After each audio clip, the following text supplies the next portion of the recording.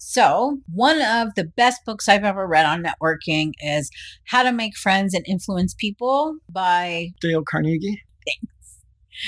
So, Jay, how can we really make friends and influence people? I mean, we've mostly been covering that, but I can go a little deeper. Also, I read that book when I was like 21, and I remember it being good, but I think it was just common sense stuff. Give compliments, respect people. It is. It's a lot of the stuff I actually do, and now I didn't read it until a couple months ago. He gives really good tips.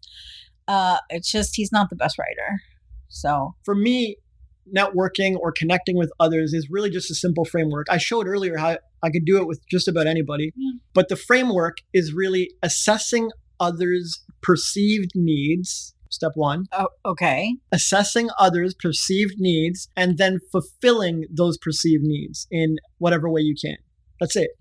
Okay, but if you're in an event, okay, and you have like 5 minutes to meet someone because there's tons of people around, how can you do that in a 5-minute conversation? So the last time I did this at a networking event, I was sitting beside someone and they didn't have a program. So what's the perceived need?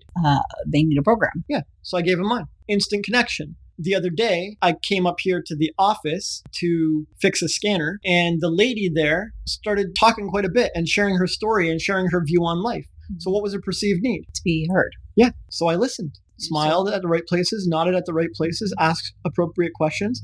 Sure, it took a little attention away from my tech repair or whatever, but she felt loved and appreciated and heard. I connected again. She did indeed, yeah. Right. When we had our first conversation and you were in Starbucks over Skype or something, you were crying and depressed and beating up on yourself. And so what's the perceived need? I wanted to feel better. Yeah. So what did I do? It made me feel better. Gave some compliments, gave some perspective shifts, offered a little advice, asked some insightful questions. You did. Sure. It's not rocket science. It's 3 examples of me connecting with people. I don't need 20 years to assess a perceived need. Perceived needs are generally obvious. People are talking about them all the time. If you go to the Amazon review section of a book and you go look and read through the Amazon reviews, you will see a perceived need in every single, like almost all of them. Yeah. Even the happy ones, the perceived need is they want a sequel, or they want to meet the author, or they wish they could know more, or they wish it was a video or something. Right. The perceived need is, yeah, okay, I can tell they want more. And the negative ones are like, oh, this book was too long. Well, they need a Cliff Notes, or they need a summary from me, or they need a quick YouTube overview of the book. Okay, I got you. Or they need an alternate book that's shorter. And if I recommend that alternate book that's shorter, they'll love me for it. Yeah. Yeah, that's true. Dude, you can get all that same info in this book. And here it is free online. Like, what? Yeah. Dude, best stranger I've ever met. Yeah, I've had. Do you have a website? I've had people say that to me. Yeah, yeah, that's true. Yeah, that's true. Assessing a perceived need, and it can't be your perceived need. I mean, you have to perceive it. Yeah, but it has to be a perceived need from their end, or they won't connect. When we met, I could see many perceived needs, like I want to help you with your weight, or I want to help you with your fashion sense, or I want to help you with this or that or whatever. But you weren't ready for those things. They weren't perceived needs.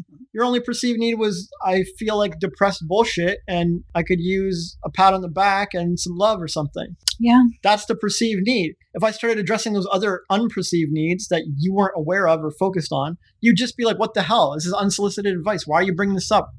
Yeah. So when someone we're connecting with has a need that they perceive, that they believe in their language, in their words, if you make any move towards fulfilling that need, from the smallest compliment to handing over a program to giving an alternate book recommendation, they will feel the love and the value and they will connect with you.